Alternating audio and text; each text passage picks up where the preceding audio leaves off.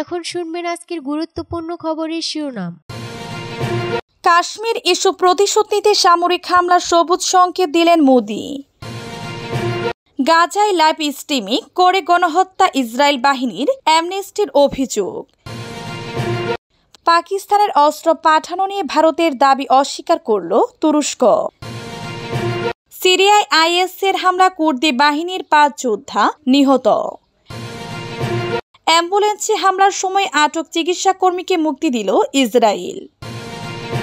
কাশ্মীরে ৪৮টি পর্যটক কেন্দ্র জনসাধারণের জন্য বন্ধ ঘোষণা।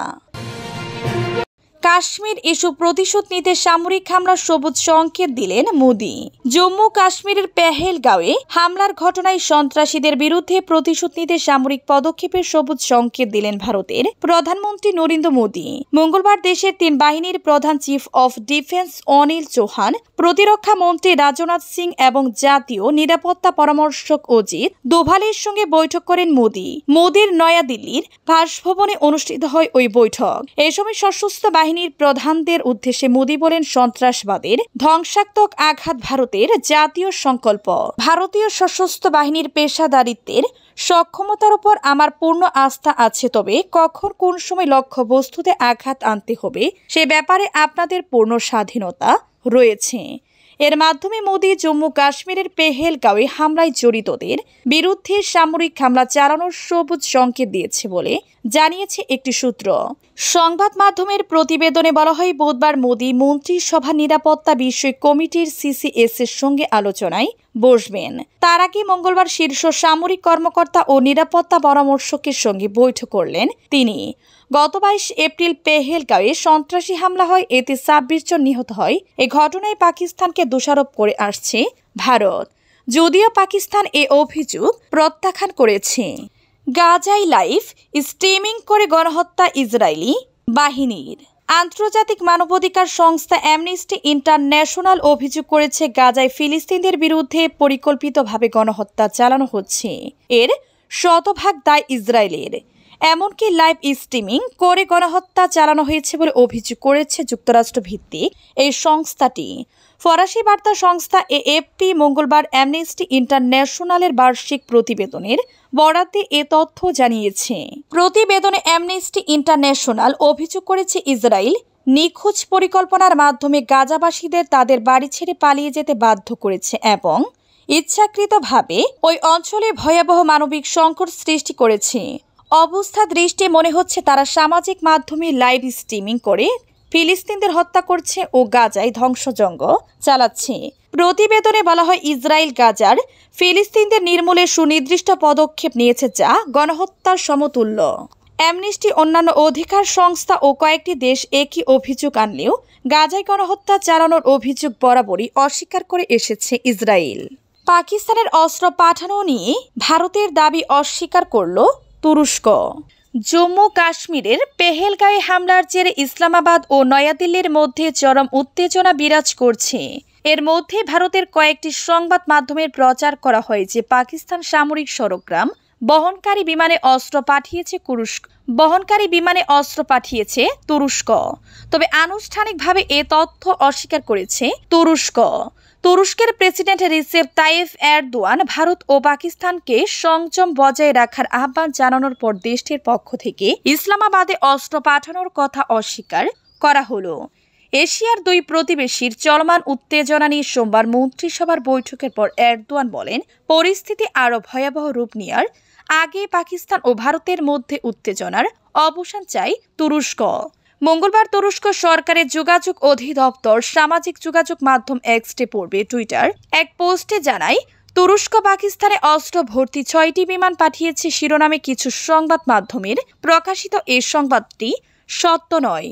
এ বিষয়ে জানেন এমন কর্মকর্তার বরাতে চীনের বার্তা সংস্থা সিনহুয়া জানিয়েছে, একটি তুর্কি কার্গো প্লেন শুধু জ্বালানি ভরার জন্য পাকিস্তানে অবতরণ করে ও পরে নির্দিষ্ট উদ্দেশ্যে বিমানটি পাকিস্তান ছেড়ে গেছে।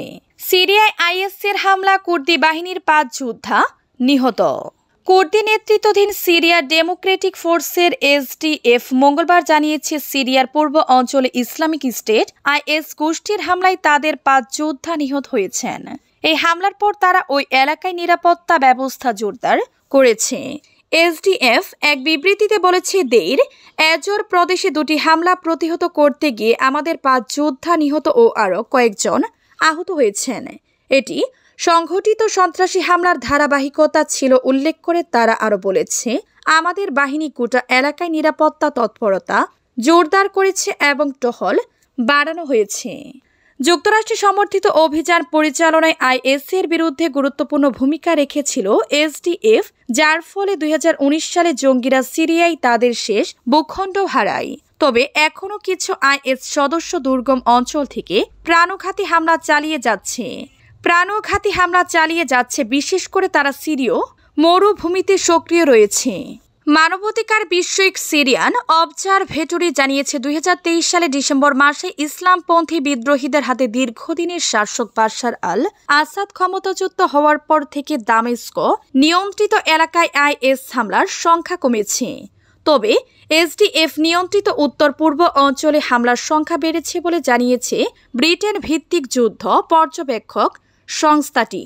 2011 সালে সিরিয়ায় গৃহযুদ্ধ শুরুর পর প্রাথমিক বছরগুলিতে কুর্দিরা উত্তর পূর্ব অঞ্চলে কার্যত স্বায়ত্ত শাসন প্রতিষ্ঠা করে। তবে এসডিএফ এর প্রধান মাজলুম আবদি গত মাসে অন্তর্বর্তীকালীন প্রেসিডেন্ট আহমেদ আল শারার সঙ্গে একটি চুক্তি স্বাক্ষর করেছেন, যার মাধ্যমে কুর্দি প্রতিষ্ঠানগুলিকে সিরীয় রাষ্ট্রের কাঠামোয় অন্তর্ভুক্ত করা হবে। অ্যাম্বুলেন্সে হামলার সময় আটক চিকিৎসা কর্মীকে মুক্তি দিল ইসরায়েল। গাজা উপত্যকার দক্ষিণে অ্যাম্বুলেন্সে প্রাণঘাতী হামলার ঘটনায় আটক এক চিকিৎসা কর্মীকে ইসরায়েল মঙ্গলবার মুক্তি দিয়েছে। তিনি 23 মার্চ থেকে আটক ছিলেন। প্যালেস্টাইনি রেড ক্রিসেন্ট সোসাইটি পিআরসিএসএ তথ্য জানিয়েছে। পিআরসিএসএ দিন এক বিবৃতিতে বলেছে, দখলদার বাহিনী সম্প্রতি চিকিৎসা কর্মী আসাদ আল নাসার সরাহকে মুক্তি দিয়েছে, যিনি গত 23 মার্চ রাফা গভর্নরেটের তাল আল সুলতান এলাকায় চিকিৎসা দলগুলোর উপর গণহত্যার সময় তার মানবিক দায়িত্ব পালনকালে আটক হন। এছাড়া জাতিসংঘের মানবিক সহায়তা সংস্থা ওসিএইচএ জানিয়েছে, ওই হামলায় ইসরায়েলি বাহিনীর হাতে রেড ক্রিসেন্টের 8 জন সদস্য, গাজায় সিভিল ডিফেন্স এজেন্সির 6 জন ও জাতিসংঘের ফিলিস্তিনি শরণার্থীদের সহায়তাকারী সংস্থার 1 জন কর্মী নিহত হন।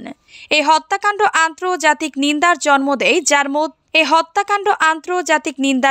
দেয়, যার মধ্যে জাতিসংঘের মানবাধিকার বিষয়ক হাই কমিশনার বলকার তুর্কের পক্ষ থেকে সম্ভাব্য যুদ্ধাপরাধ নিয়ে উদ্বেগ প্রকাশ ছিল।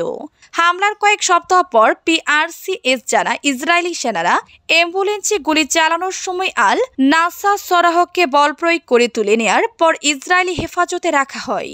পরে চলতি মাসে প্রকাশিত ইসরায়েলি সামরিক বাহিনীর এক তদন্তে বলা হয়, তাদের সেনারা